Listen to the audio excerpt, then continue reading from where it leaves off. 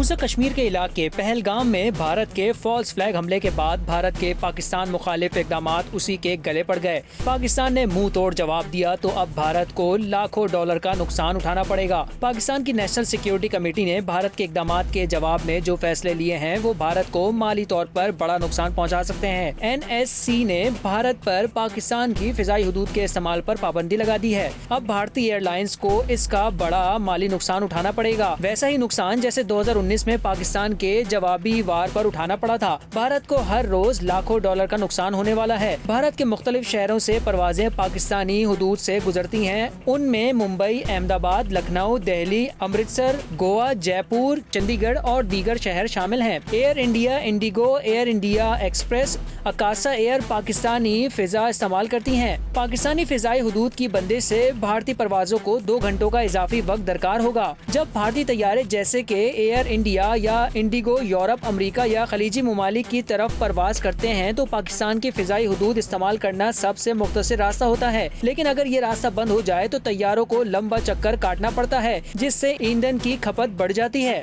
ایندھن کا اضافی خرچ 3000 سے 8000 ڈالر فی پرواز پڑتا ہے۔ عملے کے اخراجات اور فلائٹ فیسز 1000 سے 3000 ڈالر فی پرواز کا اضافہ ہو جائے گا۔ اگر روزانہ 100 پروازیں متاثر ہوں تو مجموعی نقصان 5 لاکھ سے 10 لاکھ ڈالر تک یومیہ پہنچ سکتا ہے۔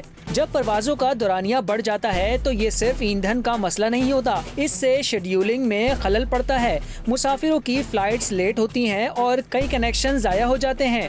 جہازوں کی آمد و رفت کا وقت بڑھ جاتا ہے، جس کا مطلب ہے کہ ایئر لائنز کم پروازیں چلا پاتی ہیں اور ان کی آمدنی متاثر ہوتی ہے۔ صرف مسافر طیارے ہی نہیں بلکہ کارگو فلائٹس بھی متاثر ہوتی ہیں۔ اس کا مطلب ہے کہ برآمدات، خاص طور پر جلد خراب ہونے والی اشیاء وقت پر نہیں پہنچ پاتی۔ پاکستان کی اس اقدام سے بھارت کو بڑا مالی نقصان ہونے والا ہے۔ 2019 میں بالاکوٹ حملے کے بعد پاکستان نے 5 ماہ تک بھارت کے لیے اپنی فضائی حدود بند رکھی تھی۔ اس دوران صرف ایئر انڈیا کو ہی 60 کروڑ کا نقصان ہوا تھا، باقی نجی ایئر لائنز بھی مالی نقصان میں رہیں۔ اب ایک بار پھر پاکستان نے بھارت کو بڑا مالی ٹیکہ لگا دیا ہے۔ اب دیکھیں بھارت کب پاکستان کے آگے ہاتھ جوڑتا ہے۔